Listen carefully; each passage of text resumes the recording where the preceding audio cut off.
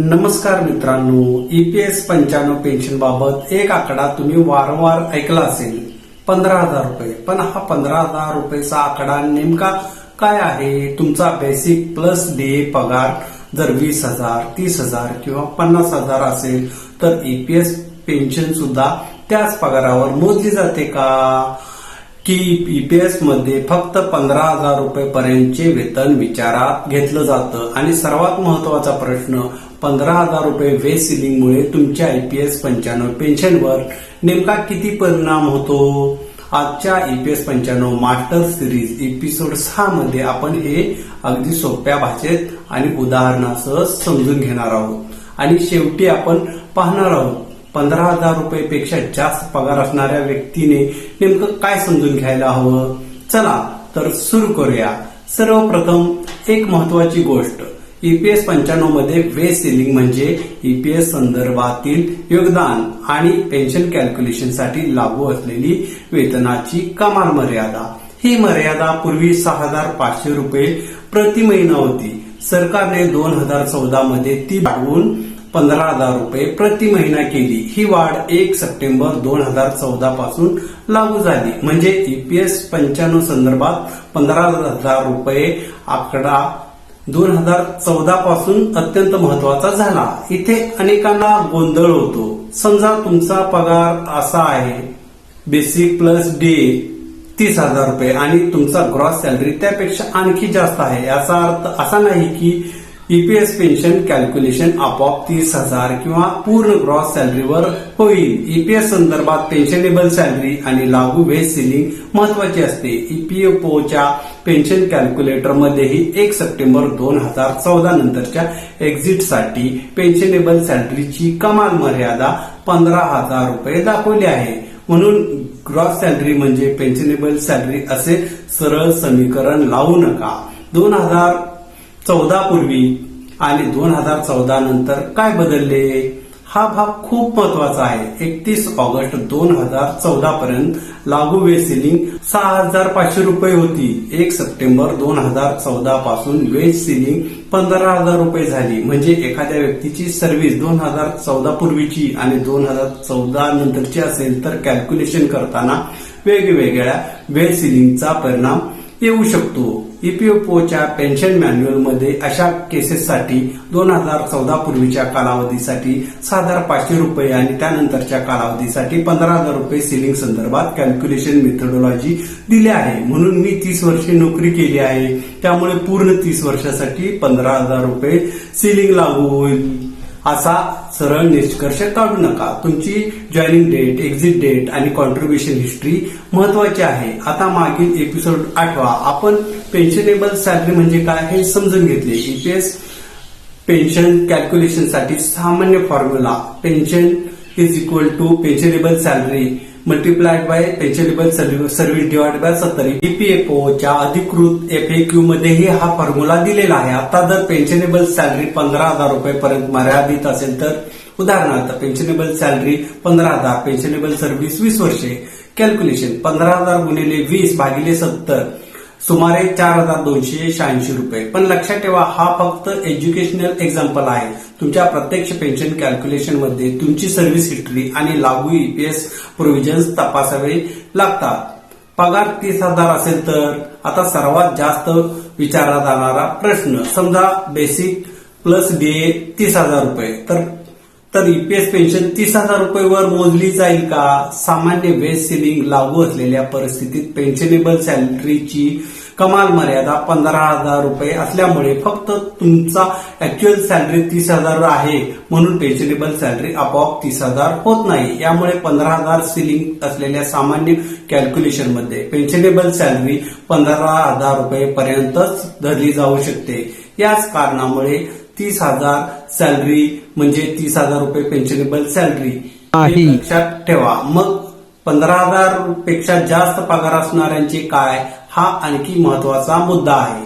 ईपीएफओच्या FAQ नुसार 1 September 2014 पासून नवीन एम्प्लॉईचा basic veg 15,000 पेक्षा जास्त असल्यास विशिष्ट परिस्थितीत तो पीएफ मेंबर होऊ शकतो. परंतु अशा नवीन कर्मचाऱ्याला पेन्शन फंड मध्ये मेंबरशिप मिळत नाही. म्हणून पगार 15,000 पेक्षा जास्त आहे म्हणजे ईपीएस मध्ये आपोआप 15,000 कॉन्ट्रीब्युशन होईल असे प्रत्येक नवीन कर्मचाऱ्याबाबत म्हणता येणार नाही। मेंबरशिप डेट आणि त्यावेळेचे लागू नियम अत्यंत महत्वाचे आहेत। आधीपासून ईपीएस मेंबर असलेल्या व्यक्तीचे काय? आता समजा एखादी व्यक्ती आधीपासून ईपीएस मेंबर आहे, तिचा पगार नंतर 15,000 पेक्षा जास्त झाला तर फक्त पगार वाढला म्हणून ईपीएस मेंबरशिप लगेच संपते असे नाही।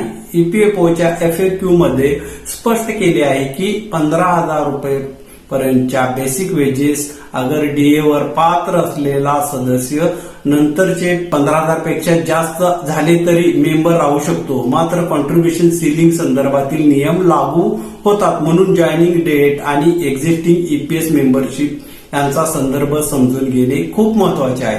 15,000 रुपये सिलिंगमुळे पेन्शन कमी का वाटू शकते? आता एक प्रॅक्टिकल एक्झाम्पल घेऊया। समजा एखाद्या व्यक्तीचा ऍक्च्युअल बेसिक प्लस डीए 30,000 रुपये पण ऍप्लिकेबल पेन्शनेबल सॅलरी सिलिंग 15,000 रुपये आणि पेन्शनेबल सर्व्हिस 20 वर्षे, तर सामान्य फॉर्म्युला वापरून 15,000 गुणिले 20 भागिले 70 रुपये 4,286 च्या आसपास। आता जर कोणी थेट 30,000 सॅलरीवर कॅल्क्युलेशन केले तर 30,000 गुणिले 20 भागिले 70 8,571 रुपये। दोन्हीमध्ये मोठा फरक दिसतो। यावरून एक गोष्ट स्पष्ट होते, वेज सिलिंग पेन्शन कॅल्क्युलेशन मध्ये अत्यंत महत्वाची ठरू शकते। मात्र हा कंपॅरिझन फक्त समजवण्यासाठी आहे। प्रत्यक्ष पेन्शन अमाऊंट तुमच्या इंडिव्हिज्युअल ईपीएस रेकॉर्ड्स आणि लागू नियमावर अवलंबून असेल। 35 वर्षाची सर्व्हिस आणि 15,000 सिलिंग। ईपीएफओच्या FAQ मध्ये एक उदाहरण दिले आहे। जर पेन्शनेबल सॅलरी 15,000 आणि पेन्शनेबल सर्व्हिस 35 वर्ष असेल तर 15,000 गुणिले 35 भागिले 70 म्हणजे 7,500 रुपये पेन्शन। ईपीएफओच्या FAQ मध्ये हे उदाहरण दिलेले आहे। त्यामुळे 7,500 हा आकडा ईपीएस 95 चर्चेत वारंवार का येतो हे समजते। पण इथे एक अत्यंत महत्वाची सूचना, 7,500 रुपये ही प्रत्येक ईपीएस पेन्शनरची निश्चित पेन्शन नाही। ती ईपीएफओने दिलेल्या विशिष्ट कॅल्क्युलेशन एक्झाम्पल मधून येणारी रक्कम आहे। तुमची service, pensionable salary, date of membership, exit आणि लागू प्रोव्हिजन्स यानुसार ऍक्च्युअल पेन्शन वेगळी असू शकते। आता येतो सर्वात चर्चेचा विषय, हायर पेन्शन। काही पात्र सदस्यांच्या हायर पेन्शन प्रकरणात 15,000 पेक्षा जास्त वेजेसवर पेन्शन कॉन्ट्रीब्युशन आणि कॅल्क्युलेशनचा प्रश्न येतो। म्हणून हायर पेन्शन आणि सामान्य ईपीएस पेन्शन कॅल्क्युलेशन हे एकच समजू नका। हायर पेन्शन प्रकरणात पात्रता, कॉन्ट्रीब्युशन हिस्ट्री, हायर वेजेस वर contribution, applicable options, EPFO records आणि लागू न्यायालयीन, सरकारी अगर ईपीएफओ निर्देश हे सर्व महत्वाचे ठरतात। म्हणून माझा पगार 30,000 रुपये आहे त्यामुळे मला हायर पेन्शन मिळणारच असा दावा करणे योग्य नाही। हायर पेन्शन ही ऑटोमॅटिक बेनिफिट नाही। 60 महिन्यात मग का महत्वाचे आहे? ईपीएस पेन्शनेबल सॅलरी समजून घेताना आणखी एक महत्वाचा मुद्दा आहे। 1 सप्टेंबर 2014 नंतर लागू असलेल्या सामान्य पेन्शन कॅल्क्युलेशन मध्ये पेन्शनेबल सॅलरी साधारणपणे एक्झिट पूर्वीच्या कॉन्ट्रीब्युटरी पिरियड मधील शेवटच्या 60 महिन्यांच्या ऍव्हरेज पेवर आधारित असते।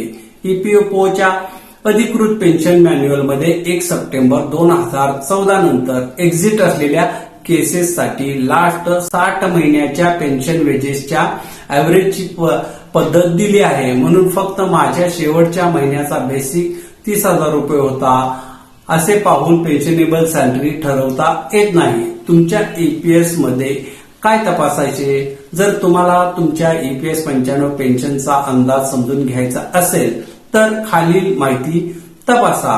Date of joining, date of exit, EPS membership, pensionable wages, EPS contribution history, pensionable service, last 60 महिन्याचा relevant wage records, scheme certificate असल्यास हायर पेन्शन ऑप्शन ऍप्लिकेशन लागू असल्यास ही माहिती एकत्रित केल्यावर कॅल्क्युलेशन अधिक व्यवस्थित समजून घेता येते।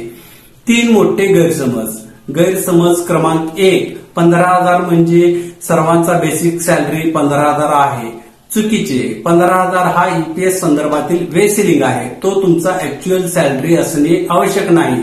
गैरसमज क्रमांक 2, माझा पगार 30,000 रुपये आहे म्हणजे पेन्शन 30,000 वर कॅल्क्युलेट होईल। सामान्य सिलिंग लागू असताना असे सरळ म्हणता येत नाही.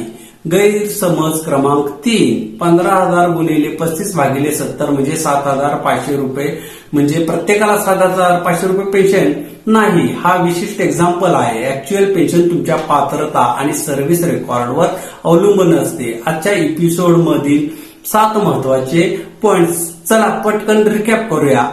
1. EPS 95 मध्ये 15,000 हा महत्वाचा बेस सिलिंग आहे. 2. हा सिलिंग 1 सप्टेंबर 2014 पासून रुपये 6,500 वरून 15,000 रुपये झाला. 3. पेन्शनेबल सॅलरी आणि ऍक्च्युअल ग्रॉस सॅलरी एकच असतील असे नाही. 4. 2014 पूर्वी आणि नंतरच्या सर्व्हिससाठी वेगवेगळ्या बेस सिलिंगचा परिणाम होऊ शकतो. 5. 1 सप्टेंबर 2014 नंतरच्या सामान्य पेन्शन कॅल्क्युलेशन मध्ये लास्ट 60 महिन्याच्या अवरेज पेन्शनेबल वेजेसला महत्व आहे. 6. 15,000 गुणिले 35 भागिले 70 म्हणजे 7,500 हा EPFOच्या FAQ मधील उदाहरणात्मक कॅल्क्युलेशन आहे. 7. हायर पेन्शनसाठी स्वतंत्र पात्रता आणि ऍप्लिकेबल प्रोव्हिजन्स तपासणी आवश्यक आहे. आता 15,000 बेस सिलिंग समजली, पण पुढचा प्रश्न आणखी महत्वाचा आहे. EPS 95 मध्ये स्कीम सर्टिफिकेट म्हणजे काय? स्कीम सर्टिफिकेट कोणाला मिळते, ते का महत्वाचे आहे, नोकरी बदलताना त्याचा काय फायदा होतो आणि स्कीम सर्टिफिकेट नसेल तर पेन्शन राईट्सवर काय परिणाम होऊ शकतो, हे आपण पाहणार आहोत. EPS 95 master series episode 7. Scheme certificate म्हणजे काय, पेन्शनसाठी ते इतके महत्वाचे का, तो एपिसोड नक्की पहा. MM इन्फो मराठी या आपल्या युट्यूब चॅनलला सबस्क्राईब करा आणि बेल आयकॉन दाबा. EPS 95 मास्टर सिरीज इतर पेन्शनर्स आणि एम्प्लॉईज पर्यंत नक्की शेअर करा. धन्यवाद. जय हिंद, जय महाराष्ट्र.